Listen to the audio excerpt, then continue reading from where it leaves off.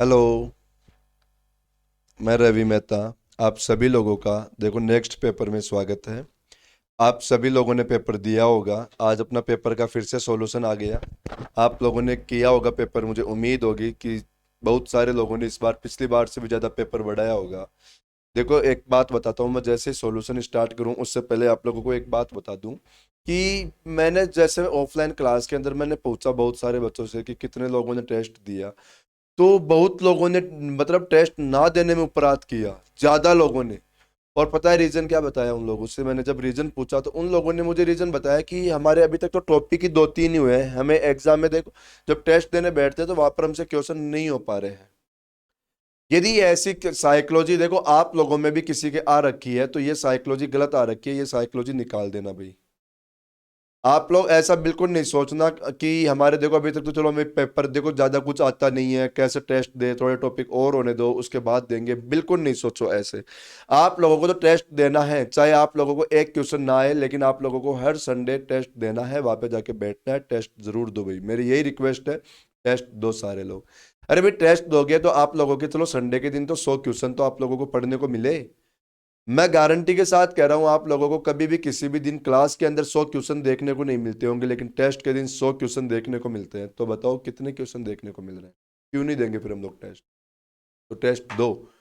आप लोगों को अभी आप लोग टेस्ट दोगे, जैसे सबसे पहली बार टेस्ट दिया, मान लो आप लोगों के सारे पेपर में 10-20 क्वेश्चन ही हुए, लेकिन अगला टेस्ट जैसे ही दोगे ना आप लोगों के क्वेश्चन अपने आप बढ़ेंगे, चाहे कुछ ना पढ़ा हो लेकिन फिर भी क्वेश्चन बढ़ेंगे। अगले पेपर में फिर जाओगे क्वेश्चन फिर बढ़ेंगे।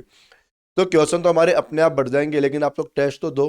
तो टेस्ट तो आप लोगों को कंटिन्यू रखना है भाई, ठीक है ना? तो टेस्ट देना है, चाहे आप लोगों को कुछ आए या ना आए। टेस्ट सारे लोग दो। जो आप लोगों के देखो साथ वाले टेस्ट नहीं दे रहे हैं उन लोगों को बोलो टेस्ट दिया करे वो भी। टेस्ट तो हमेशा दे आप लोग, ठीक है?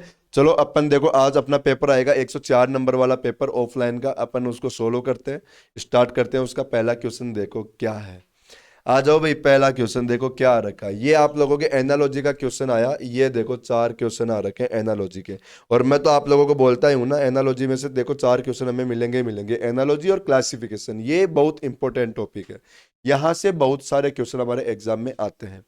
तो ये अच्छे से कवर कर लो भाई आप लोग, एनालॉजी और क्लासिफिकेशन वाला टॉपिक। देखो पहला क्वेश्चन, आ जाओ क्वेश्चन स्टार्ट करते हैं। देखो क्वेश्चन ने क्या कह रखा है।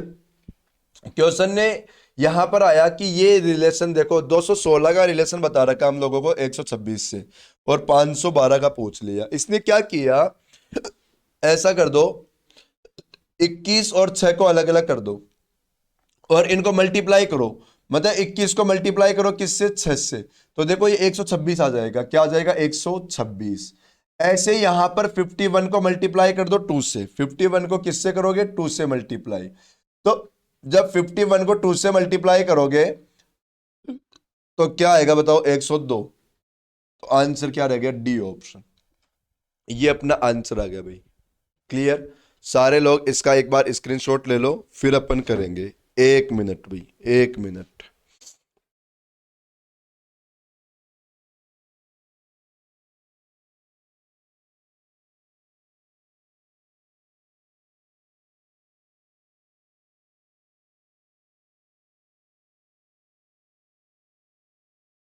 देखो अगला क्वेश्चन, देखो अपना अगला क्वेश्चन क्या कह रखा है। डी सी ए का रिलेशन बता रखा है डब्ल्यू जेड एक्स से, और एफ एच जे का रिलेशन पूछ रखा है हमसे। क्या करोगे? डी सी ए है ना, इसका रिलेशन किससे बताया? मैं डब्ल्यू जेड एक्स से। और हमसे क्या पूछ लिया? एफ एच जे का रिलेशन। पता है क्या किया इस क्वेश्चन ने? इसमें ऐसा करो, बताओ डी का अपोजिट क्या होता है? डब्ल्यू। ए का अपोजिट जेड और सी का अपोजिट एक्स। अपोजिट लिख रखा है, पहला लेटर का अपोजिट सीधा सीधा, और बाकी के दोनों को क्रॉस में करके अपोजिट कर दो।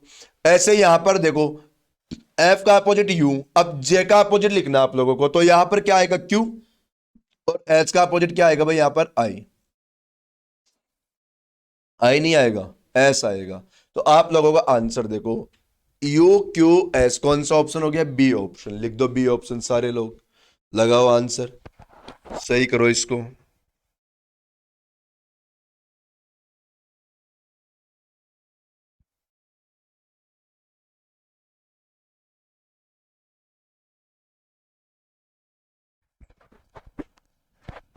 हो गया बी ऑप्शन सही। ठीक है, स्क्रीनशॉट ले लिया होगा आप लोगों ने। यही देखो, मैं बताऊं टेस्ट में यही तो फायदा होता है हम लोगों को। क्लास के अंदर तो देखो रोज आप लोगों का कोई ना कोई एक पर्टिकुलर टॉपिक चलता है, यहाँ पर सारे टॉपिक रिवीजन हो रहे हैं, हमारे सारे टॉपिक रिवीजन, हर एक टॉपिक का क्वेश्चन आता है हमारे पास। देखो अगला क्वेश्चन, क्वेश्चन नंबर है हमारे पास तीसरा क्वेश्चन। देखो तीसरे क्वेश्चन में क्या कह रखा है, ये 712 का रिलेशन बता रखा है 54 से। 712 का रिलेशन किससे बताया इसने? 54 से। पता है कैसे किया? यहां पर सबसे पहले आप लोग 7 का स्क्वायर करो, फिर 1 का स्क्वायर करो, फिर 2 का स्क्वायर करो, ठीक है। और अब इनको जोड़ दो, इनको टोटल करो, बताओ कितना आ जाएगा? 54। ये देखो 49 और 50 और ये 4 कितना हो गया? 54। ऐसा ही काम यहां पर करो, 225। ये बहुत अच्छा क्वेश्चन आया है, तो 225 का स्क्वायर करो। देखो पहले 2 का स्क्वायर करोगे तो 4, फिर 2 का स्क्वायर करोगे 4, और 5 का स्क्वायर करोगे तो 25। तो बताओ 25 और 8 टोटल करो कितना? 33। ये आंसर ए ऑप्शन। आंसर क्या आ गया? A option. ठीक है, तो 25 और 8 कितना हो गया हमारे? 33। तो इस क्वेश्चन का आंसर आ गया ए। क्लियर क्वेश्चन ये। अब स्क्रीनशॉट ले लिया करो आप लोग सॉल्यूशन का। देखो बाद में भी देखना चाहो तो क्या कर दिया, इनके स्क्वायर का टोटल कर दिया इसने, इनके स्क्वायर का टोटल कर रखा है। चलो नेक्स्ट क्वेश्चन देखते हैं। हमारे पास अगला क्वेश्चन आया कि अग्नि का देखो रिलेशन किससे बताया? सतह से। सतह मतलब सरफेस, मतलब जमीन के ऊपर, ठीक है। और त्रिशूल का रिलेशन बता रखा है, तो त्रिशूल का रिलेशन क्या हो जाएगा बताओ? सतह से हवा में हो जाएगा क्या?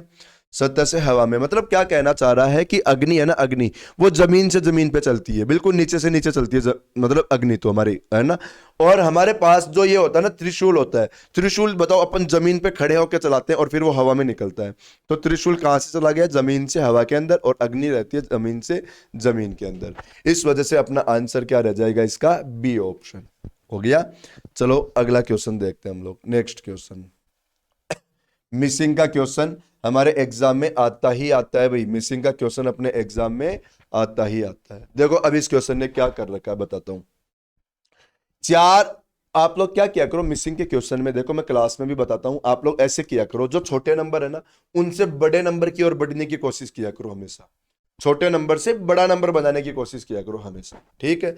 अब यहां पर क्या कर रखा है इस क्वेश्चन में? देखो 4 का स्क्वायर प्लस 5 का स्क्वायर करो, ठीक है। और 4 और 5 को अलग से ऐड कर दो। बताओ ये तो कितना आ गया? 16। और ये कितना आ गया? 25।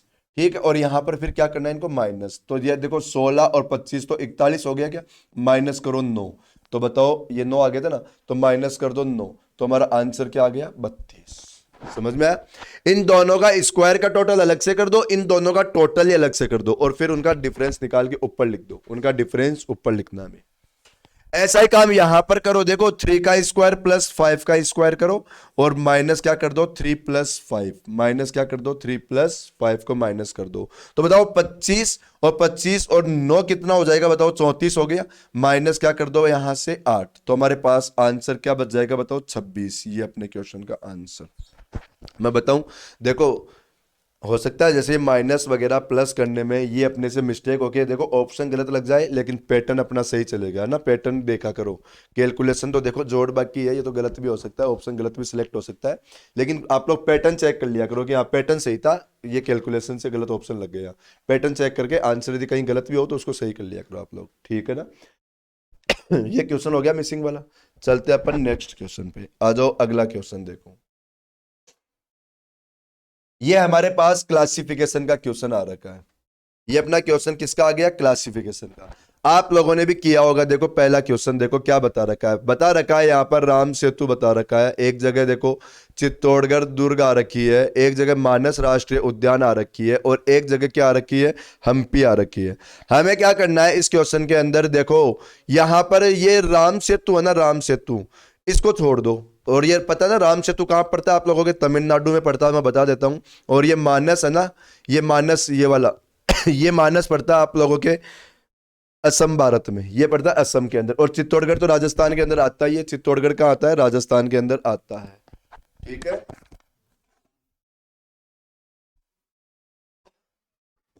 एक मिनट भाई, एक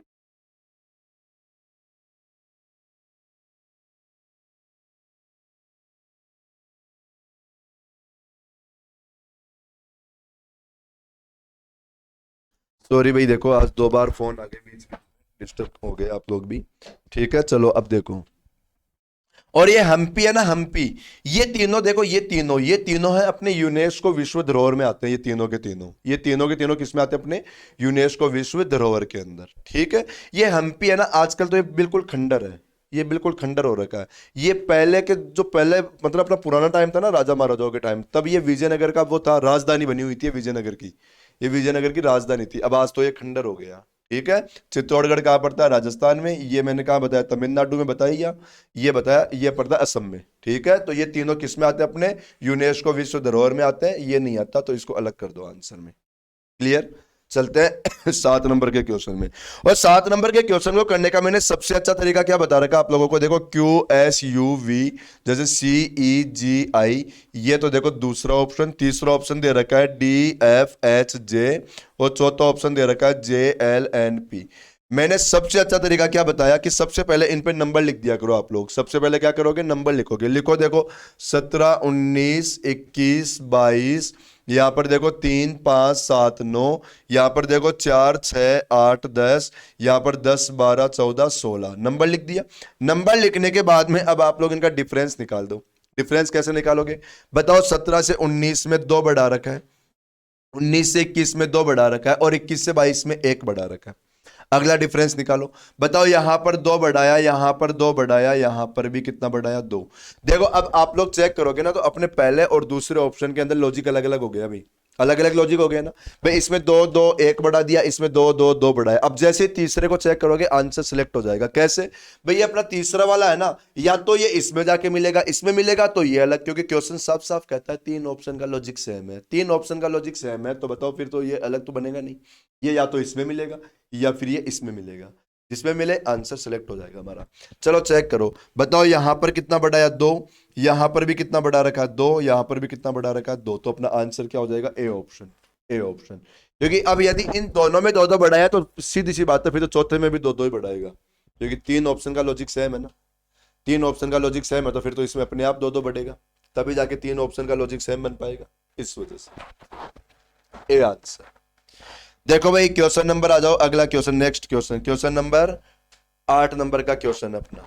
देखो 8 नंबर के क्वेश्चन में क्या बता रखा है? ये बहुत इजी क्वेश्चन है, पर इजी क्वेश्चन पता है ये कब लगेगा? जब मैं बताऊंगा ना, उसके बाद में लगेगा। उससे पहले तो आप लोगों के लिए देखो क्वेश्चन ये बहुत खतरनाक वाला बना हुआ होगा। क्या किया? पहले और लास्ट वाले नंबर को मल्टीप्लाई कर दो। देखो, ये बीच वाली संख्या आ जाएगी। बताओ, 2 और 6 को मल्टीप्लाई करोगे तो 12 आ रखा है ना। ऐसे ही देखो, 3 और 6 को मल्टीप्लाई करोगे तो 18 आ जाएगा। ऐसे 9 और 3 को मल्टीप्लाई करोगे तो देखो 27 आ जाएगा। लेकिन इस डी ऑप्शन में नहीं किया इस तरीके से। डी ऑप्शन में 32 आ रहा था, लेकिन इसने 40 लिख दिया। तो डी ऑप्शन अपना अलग बताया था ना मैंने। बताने के बाद इजी लगेगा, पहले इजी नहीं लगेगा। तो अपना आंसर क्या रह गया? D option. क्लियर? चले आगे। देखो, आ जाओ नेक्स्ट क्वेश्चन पे। क्वेश्चन नंबर देखो 9 और 10, दोनों के दोनों क्वेश्चन अपने सीरीज वाले क्वेश्चन है। दोनों क्वेश्चन किसके हैं? सीरीज वाले। चलो देखो, पहला क्वेश्चन देखो, FZJVMS, ठीक है, फिर यहाँ पे क्वेश्चन मार्क है, फिर Q और P, फिर से क्वेश्चन मार्क है। ये अपना क्वेश्चन है। नंबर लिख के करो तो नंबर लिख के कर लिया करो। नंबर लिखने से क्वेश्चन थोड़े इजी हो जाते हैं, लेकिन उसके लिए आप लोगों को अल्फाबेट के नंबर जरूर याद होने चाहिए। वैसे तो देखो, क्लास के अंदर जिन लोगों ने अल्फाबेट कोडिंग डिकोडिंग का टॉपिक पढ़ लिया मुझसे, उन लोगों को तो मेरे हिसाब से नंबर याद हो गए होंगे, और जिन लोगों को अभी तक नहीं हुआ, उन लोगों को नंबर अब याद हो जाएंगे। वो मैं पढ़ाऊंगा तब हो जाएंगे, लेकिन आप लोग उससे पहले कर सको तो कर लो, बहुत अच्छा है। सीरीज बन रही है, और सीरीज में आप लोगों को जब मैं सीरीज का टॉपिक पढ़ाता हूं, तब एक रूल लिखाता हूं अप डाउन वाला क्वेश्चन का, कि जब भी हमारे कोई सीरीज हो रही हो और वो सीरीज अप डाउन होती जाए, तो उसमें 2 2 सीरीज बनाया करो। लिखा है मैंने क्लास में ये रूल।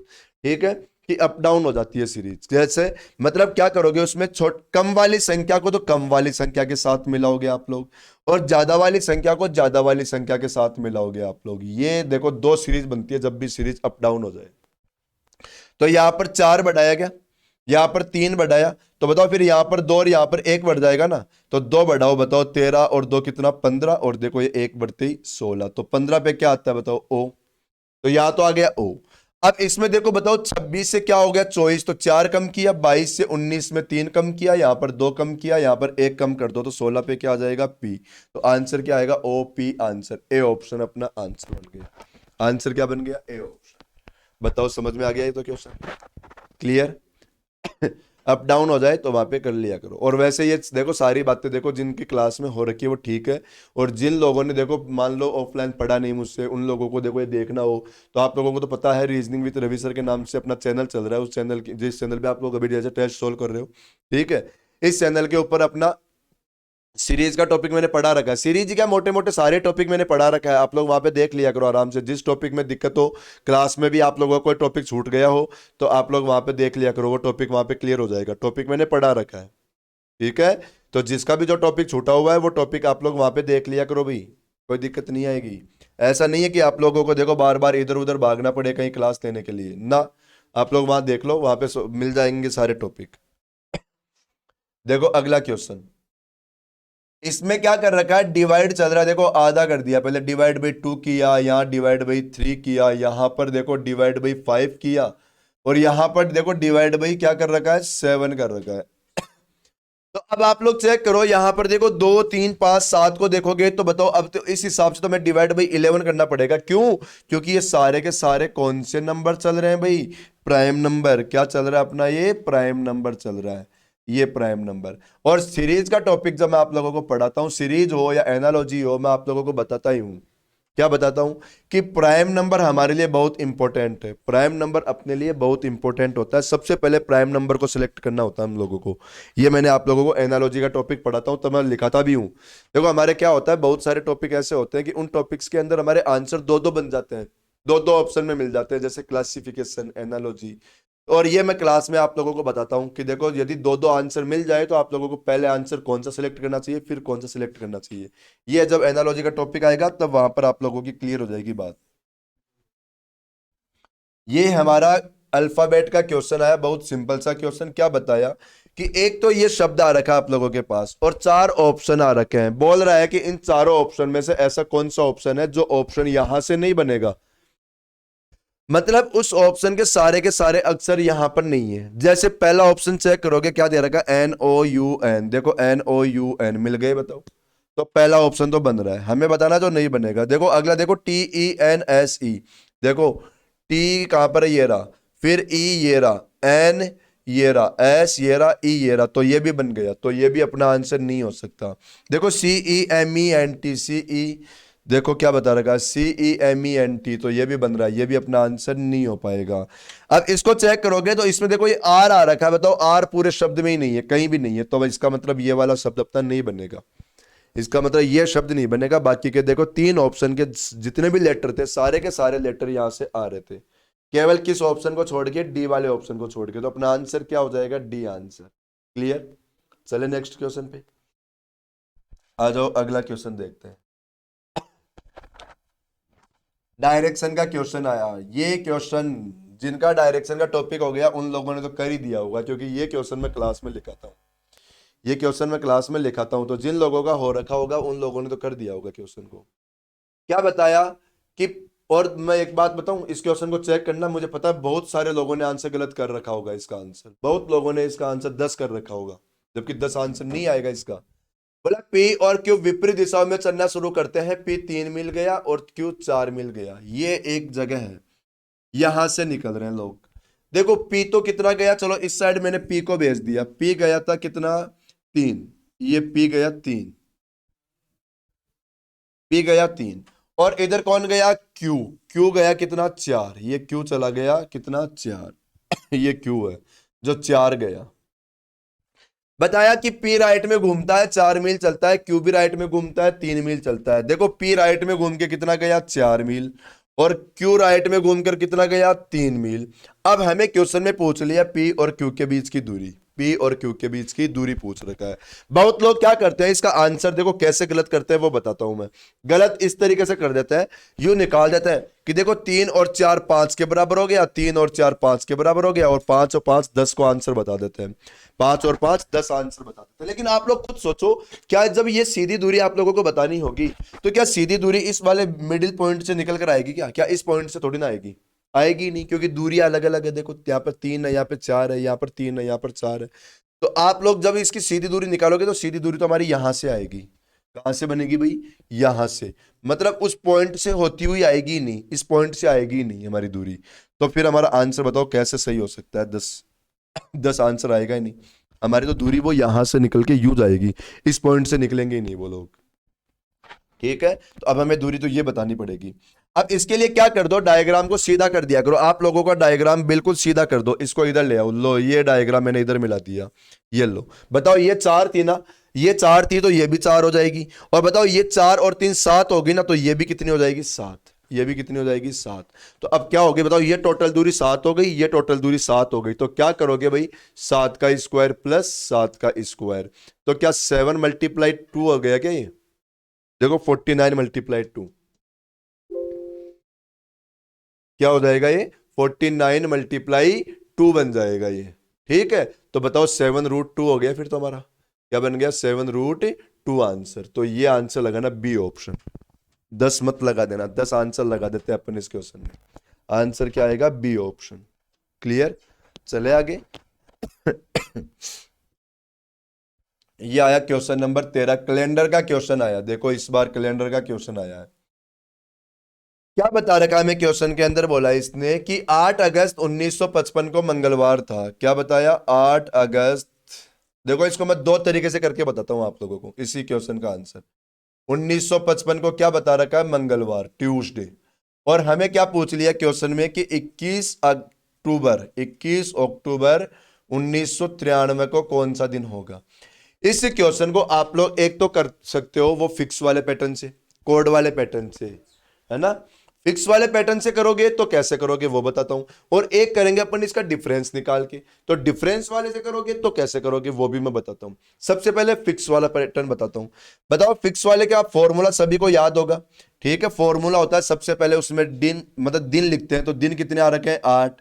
फिर उसमें महीने का कोड लिखते हैं, और अगस्त का महीना चल रहा है तो इस अगस्त का कोड हो जाएगा 3। फिर सेंचुरी का कोड लिखते हैं, और सेंचुरी है 1900, उसका कोड 0। फिर वर्ष लिखेंगे उसमें, जो कितने आ गए? 55 वर्ष। और फिर क्या करेंगे? इसमें 4 का भाग दो, लीप ईयर आ जाएगा। तो 55 में 4 का भाग दोगे तो बताओ लीप ईयर कितना आएगा भाई? 4 एकम 4, 4 ती 12, तो 13 लीप ईयर आ गए। डिवाइड बाई क्या कर दोगे? 7 से। डिवाइड क्या कर लो? 7 से। अब आप लोग है ना इस नंबर को काट भी सकते हो। देखो 7 से इसको काट दो, यहां 1 बचेगा। 13 को काटोगे तो कितना बचेगा? 6 बचेगा। और 55 को काटोगे ना तो 49, 6 इसमें बचेगा। बताओ 6 और 1 ये भी काट दो, तो बताओ 7 हो गया। और 6 3 9 काटोगे तो यहां पर रिमाइंडर बचेगा 2। मतलब आप लोगों को देखो बताया क्या कर दिया मैंने क्वेश्चन में, मतलब टोटल करके 7 से डिवाइड भी कर दिया। अब टोटल करके जब 7 से डिवाइड करोगे तो रिमाइंडर क्या आएगा? 2। अब 2 रिमाइंडर देखो 0 बराबर होता है सैटरडे आंसर। वैसे तो मैंने लिखा है रखा सभी को, 1 2 3 4 कंटिन्यू लिख दो। जैसे 1 बराबर संडे मानना पड़ेगा कंटिन्यू, 2 बराबर मंडे मानना पड़ेगा, 3 बराबर ट्यूसडे, 4 बराबर वेडनेसडे। तो बताओ 2 बराबर क्या मानना पड़ेगा आप लोगों को? मंडे। ठीक है, अब आप लोगों ने यहां पर मंडे मान लिया। देखो हमारे आंसर क्या है? मंडे। मतलब 8 अगस्त 1955 का एक्चुअल आंसर क्या बना? मंडे। जबकि क्वेश्चन ने क्या माना? ट्यूसडे। तो क्या हमारे एक्चुअल आंसर से क्वेश्चन एक दिन आगे बढ़ रहा है क्या? हमारे एक्चुअल आंसर से क्वेश्चन कितना आगे बढ़ रहा है? एक दिन आगे जा रहा है ना, एक दिन आगे। ठीक है, तो अब इसका भी एक्चुअल निकाल दो और उससे एक दिन आगे का आंसर बता दो। इसका भी एक्चुअल निकाल के इससे एक दिन आगे का आंसर बताओ। चलो एक्चुअल निकालो। सबसे पहले क्या लिखोगे? 21। अब देखो अक्टूबर का कोड आएगा अपने पास 1। 1900 का कोड होता है 0। फिर वर्ष लिखोगे तो 93, और लीप ईयर लिखो इसमें। तो 4 का भाग दे दो आप लोग, और 4 का भाग दोगे तो कितनी बार गया? देखो 23 लीप ईयर हो जाएंगे। देखो लीप ईयर कितने आ गए? 23। ये 23 लीप ईयर। डिवाइड बाई क्या करोगे? 7 से। ये 7 से डिवाइड कर दो। अब यहां पर भी आप लोग नंबर्स को काट सकते हो। देखो 7 से इसको काट दो, ये पूरा ही कट जाएगा। इसको काटोगे तो यहां पर 2 लिख सकते हो। इसको काटोगे तो यहां पर देखो 93 में यदि आप लोग 7 से डिवाइड करोगे ना, तो यहां पर रिमाइंडर क्या बचेगा वो चेक करना है।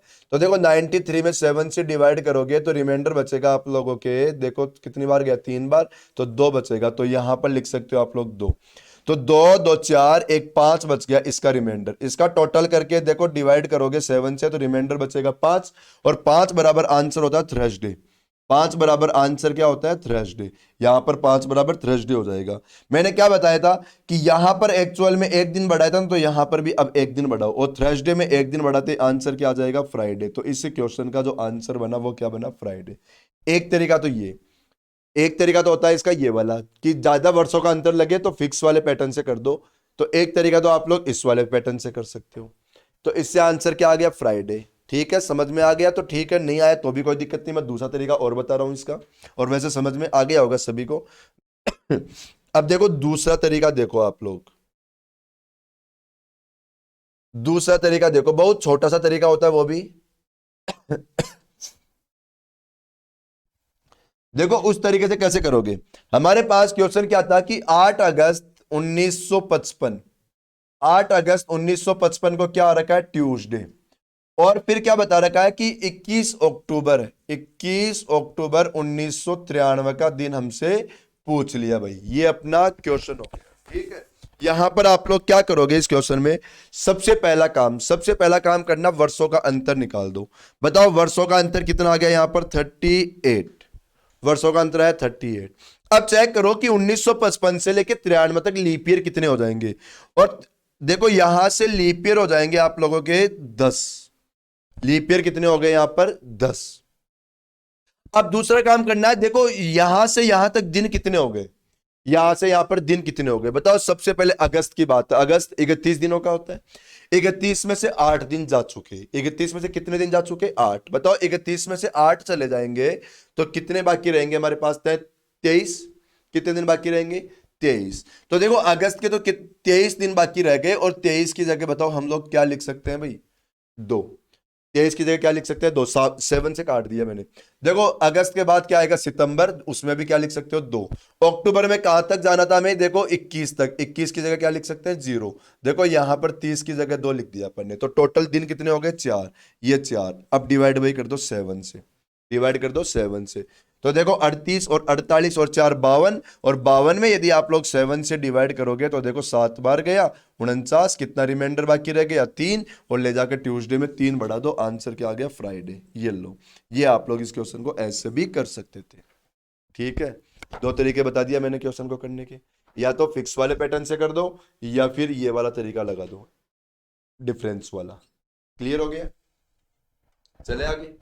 देखो क्वेश्चन हो गए 13, अगला देखो क्वेश्चन नंबर 14। ये हमारा क्वेश्चन आया देखो सिलोक्स वाले टॉपिक का। इस क्वेश्चन ने देखो क्या कह दिया, हमें बता रखा है क्वेश्चन ने कि कुछ चार्जर मोबाइल है, ये देखो डायग्राम बना दो इसका। ये आ गया चार्जर, कुछ चार्जर क्या है, मोबाइल, ये आ गया मोबाइल। फिर बताया कोई भी चार्जर मोबाइल, ये क्या लिख दिया, अच्छा मैं कंक्लूजन पढ़ रहा हूं क्या, स्टेटमेंट तो वहां पर है। देखो भाई कंक्लूजन पढ़ लिया अपन ने, स्टेटमेंट ऊपर था। स्टेटमेंट में दे रखा सभी बैटरी चार्जर है, ये आ गई बैटरी, सभी बैटरी क्या है, चार्जर, ये सभी बैटरी हो गई चार्जर। आगे बताया कि कुछ मोबाइल बैटरी है, कुछ मोबाइल बैटरी है। जब भी अंदर वाले डायग्राम को किसी और डायग्राम से जोड़ोगे तो ध्यान रखना हमेशा डायग्राम बाहर निकाल के खत्म करना, हमेशा डायग्राम बाहर ले जाके खत्म करना। Okay, clear. बाकी क्लास में पढ़ा ही रखा है मैंने ये सारी बातें। पहला निष्कर्ष देखो क्या बताया, कुछ चार्जर मोबाइल है। अब आप लोगों को कुछ नहीं करना, जो बोला वैसा वैसा डायग्राम में दिख रहा है तो सही करो, नहीं तो गलत करो। देखो कुछ चार्जर मोबाइल में दिख रहा है क्या, मुझे तो बिल्कुल दिख रहा है। देखो कुछ चार्जर का डायग्राम मोबाइल में दिख रहा है, तो पहला तो हमारा क्या आएगा, सही आएगा ही आएगा, तो पहला अपना सही। दूसरी बात बोला कोई भी चार्जर मोबाइल नहीं है। एक बात बताऊं, जब भी हमारे पास स्टेटमेंट पॉजिटिव होता है ना, वहां पर नेगेटिव कंक्लूजन अपने गलत हो जाता है, नेगेटिव कंक्लूजन गलत होता है। तो दूसरा गलत, केवल पहला सही, तो ए ऑप्शन लगा दो, आंसर क्या लगा दो, ए।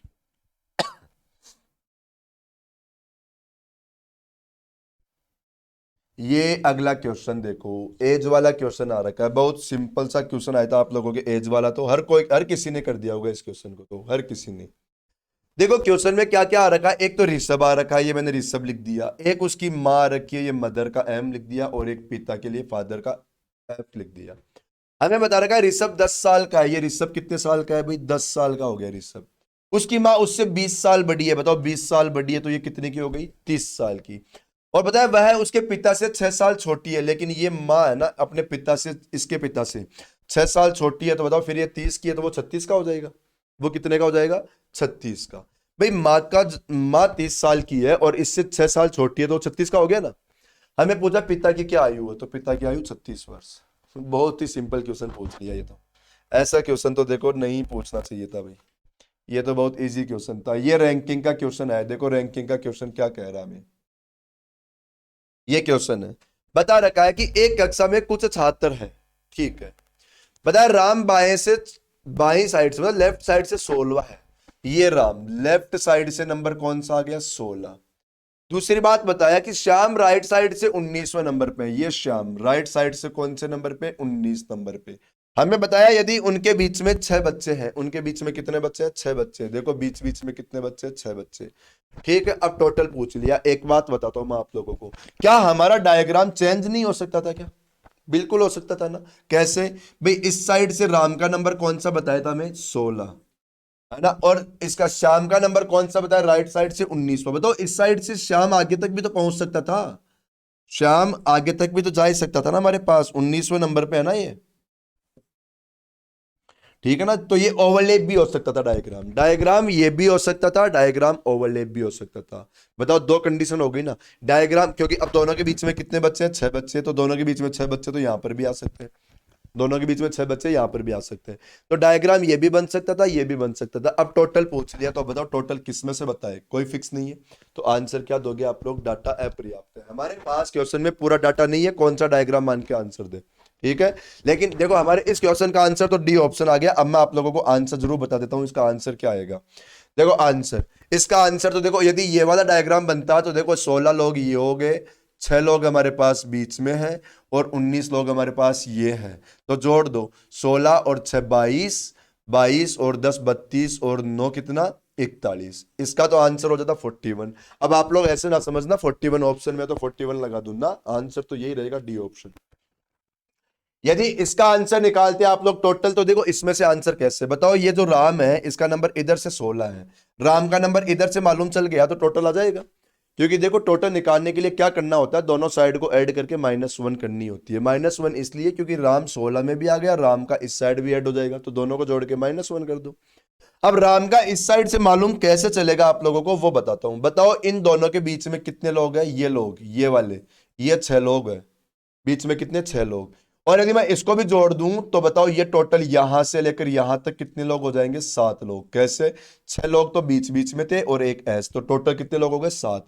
बताओ यदि मैं 19 में से ये 7 को लेस कर दूं तो ये यहीं रुक जाएगा ना। तो ये कितना रह गया? 12। भाई ये टोटल यहां तक 19 थे, 19 में से 6 बीच में थे, एक ये थे, तो ये 7 लेस कर दो, ये यहीं रुक जाएगा। तो इसका नंबर कौन सा आ गया? 12। अब दोनों साइड को जोड़ दो। बताओ 16 और 12 को जोड़ोगे तो 28 और -1 करोगे तो 27। इससे आंसर आ जाता 27।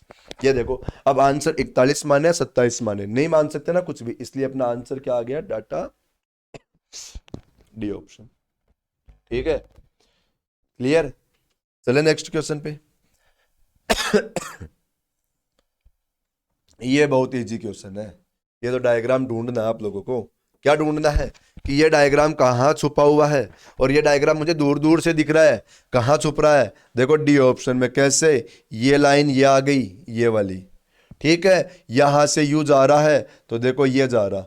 बाकी देखो यहां से यू घूम के यूं आया तो देखो ये घूम के यूं आ गया। और एक देखो ये यहां से ये वाला है, तो कौन सा ऑप्शन? D option. ठीक है। बाकी ऑप्शन में भी देखो आप लोगों को थोड़ा थोड़ा दिख रहा है, लेकिन पता है बाकी ऑप्शन में दिक्कत क्या आ रखी है? ये लाइन इस कॉर्नर से इस कॉर्नर पे है और बाकी किसी भी ऑप्शन में देखो कॉर्नर से कॉर्नर एक भी ऑप्शन में नहीं दिख रही। एक भी ऑप्शन में कॉर्नर से कॉर्नर लाइन नहीं दिख रही। तो बताओ बाकी ऑप्शन तो गलत हो ही गए ना अपने। बाकी ऑप्शन तो अपने गलत हो ही गए। आंसर क्या रह गया? D option. क्लियर। जो भी क्वेश्चन, ये क्लॉक का क्वेश्चन आ रखा है, हमें घड़ी बना के भी दे रखा है और इसमें घड़ी में टाइम लिख भी रखा है। क्या लिख रखा है? कि घड़ी में 3:25 हो रखे हैं। घड़ी में क्या टाइम हो रखा है? 3:25। और हमें क्या पूछ लिया? इसका मिरर इमेज। क्लास में पढ़ा रखा है मैंने क्लॉक का टॉपिक, कि क्लॉक में जब भी आप लोगों को मिरर निकालना हो तो मिरर के लिए बताओ क्या करना होता है? हमें 11:60 या 23:60 में से लेस करना होता है।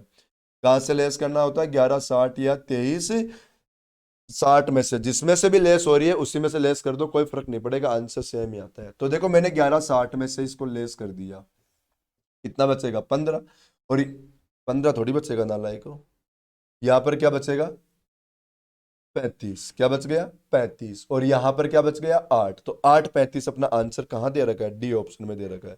तो आंसर क्या लगा दो 8 35 आंसर, ठीक है ना। तो डी ऑप्शन लगा दो इसमें। तो वही है 11 साढ़े 23 60 में लेस कर दो सीधा सीधा, या घड़ी बनी हुई है घड़ी को देख लो, लेकिन उसमें आप लोग गलत कर दोगे, तो बना हुआ देखो वो ज्यादा इजी रहेगा। ये अपना क्वेश्चन आ गया डाइस का, ओपन डाइस वाला क्वेश्चन आ रखा है, बताओ बातें पढ़ाता हूं मैं क्लास में ओपन डाइस के क्वेश्चन आप लोगों को।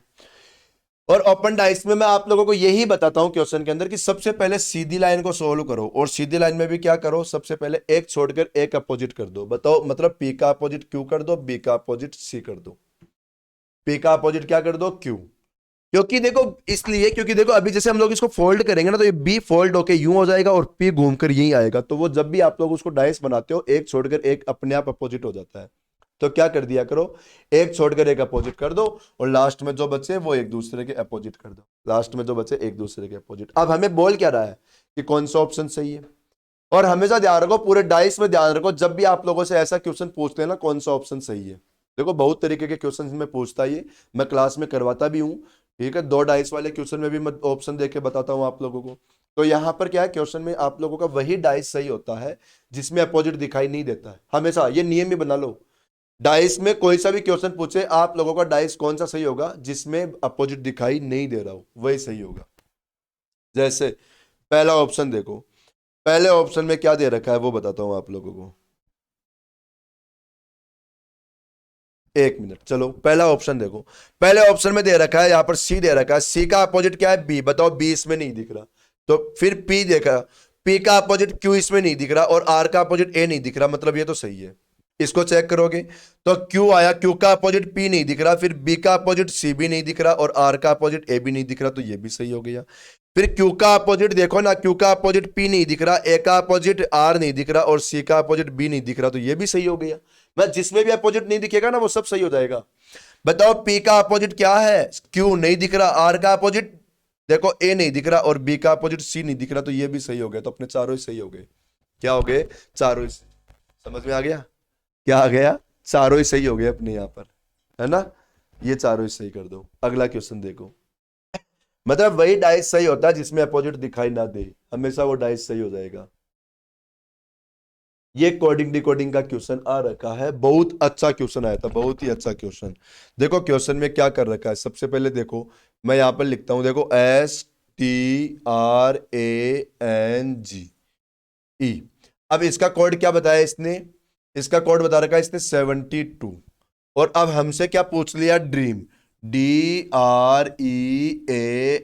ये ड्रीम। पता है क्या करो, सबसे पहले नंबर लिख दो, बहुत अच्छा क्वेश्चन था ये। नंबर लिखो, देखो 19 20 18 1 14 7 5। अब इसने क्या किया कि कॉन्सोनेंट वाले जो लेटर है ना उनका टोटल अलग से कर दिया, और जो वोवल्स है ना उनका टोटल अलग से कर दिया, और फिर दोनों का डिफरेंस कर दिया, दोनों का डिफरेंस कर दो। ये देखो वोवल्स में तो क्या क्या आया, ए और ई आया, तो इन दोनों को अलग से जोड़ दो, 5 और 1 कितना हो गया 6, ये तो 6 अलग से लिखो। और अब जो कॉन्सोनेंट थे ना उनको अलग से लिखो आप लोग, देखो ये 19 और 20 कितना हो गया, बताओ 39 हो गया क्या, ये कितना आ गया 39, और 39 में 18 और ऐड करना है, और फिर 14 और 7 कितना हो जाएगा, बताओ 21 हो जाएगा क्या, ये भी ऐड करना है, ये टोटल कर दो, बताओ 10 और 8 18, और ये देखो 3 3 6 और 1 7, 78 हो गया। अब 78 में से देखो 6 लेस करो, बताओ आप लोगों का 72 आ जाएगा ना, क्या आ जाएगा 72। क्या किया, कॉन्सोनेंट वाले लेटर का टोटल अलग से कर दिया, और वोवेल्स का टोटल अलग से कर दिया। वोवेल्स में कौन कौन से लेटर आते हैं, A E I O U, बाकी सारे के सारे कॉन्सोनेंट में चले जाते हैं। ऐसे इसमें देखो 4 18 5 1 13। अब बताओ वोवेल्स में क्या क्या आ गया, ए और ई, तो ये कितने हो गए 6, और अब इनको देखो, बताओ अब इनको जोड़ दो, 13 और 18 को जोड़ो, बताओ 8 और 3 11 हो गया, 31 हो गया, मतलब 31 और 4 कितना, बताओ 31 और 4 हो गया 35, और चेक कर लो, बताओ ये 22 32, देखो 18 और 4 22, 22 और 10 32, और 3 35, 35 में से 6 लेस कर दो तो 29 आ जाएगा ना, तो अपना आंसर आ गया 29, ये आंसर, ठीक है। क्लियर हो गया। कॉन्सोनेंट में से वोवेल्स को लेस कर दिया इसने। ये हमारा ट्राइंगल का क्वेश्चन, और जिसने क्लास ले रखी है उसका ये क्वेश्चन नहीं छूटा होगा। जिसने नहीं ले रखी तो उनके क्लास में या तो हो जाएगा, और जो मेरी क्लास में नहीं पढ़ते एक बार यूट्यूब पे देख लेना, रीजनिंग विद रवि सर के नाम से ये ट्राइंगल मतलब काउंटिंग ऑफ फिगर के नाम से टॉपिक मिल जाएगा, तो उस पर आप लोगों का क्लियर हो जाएगा, कभी नहीं भूलोगे इस टॉपिक को आप लोग। बताओ इसमें 3 कितना 3, या आप लोग ऐसे करो, देखो जैसे यहां से ये आओ, सबसे पहले मैं देखो जो रेड कर रहा हूं ना उसको कवर करते हुए चलना। बताओ इस रेड को कवर करो आप लोग। ये क्या हो रहा है भाई इसमें, बताओ। ये गड़बड़ कर रहा है आज, देखो ये चलना ही नहीं चाह रहा। अरे चल जा दादा। बताओ अब इसमें 3 हो गए क्या हमारे पास, ये 3, फिर ये लाइन बढ़ाया तो इसमें भी 3, और ये लाइन बढ़ाया तो इसमें भी 3, ठीक है। बताओ एक यहां से कंप्लीट वाले में भी 3 आ रखा है, कंप्लीट वाले में 3, एक यहां से इसमें 3 आ रखा है, एक यहां से इसमें भी 3 आ रखा है। ऐसे इधर देखोगे तो यहां से इसमें भी 3 आ रखा है और इसमें भी 3 आ रखा है। तो 3 3 वाले देखो कितनी जगह हो गया, 1 2 3 4 5 6 7 8, 8 इंटू 3 कितना हो गया भाई 24, कितना हो गया 24। लेकिन अब आप लोग चेक करो, 2 ट्राइंगल छूट रहे हैं, एक तो ये वाला छूट रहा है ना, एक इधर और एक इधर, तो ये 2 और बढ़ा दो, कितना आंसर 26 आंसर। देखो ये जल्दी जल्दी में ये आ रहा है मेरे तो काउंटिंग में, बाकी आप लोग और देख लेना। आंसर कितना आ गया 26। क्लियर, चलते हैं नेक्स्ट वाले पे। ये हमारे पास क्वेश्चन आ रखा है किसका, देखो क्वेश्चन आया अपने पास वेन डायग्राम का। बता रखा है क्या क्या, वातावरण, क्रिप्टोन और जल वाष्प, वाटर वेपर, क्रिप्टोन और एटमॉस्फेयर। आप लोग आंसर लगा दो ए। अब ए में देखो ये तो आप लोगों का आ गया एटमॉस्फेयर का डायग्राम, और अब ये क्रिप्टोन और ये वाटर वेपर दोनों अलग अलग कर दो, और दोनों किस में आते हैं, ये वातावरण में आते हैं, दोनों किस में आ जाएंगे अपने वातावरण के अंदर। ए आंसर लगा दो। चलो नेक्स्ट क्वेश्चन देखते हैं अपन।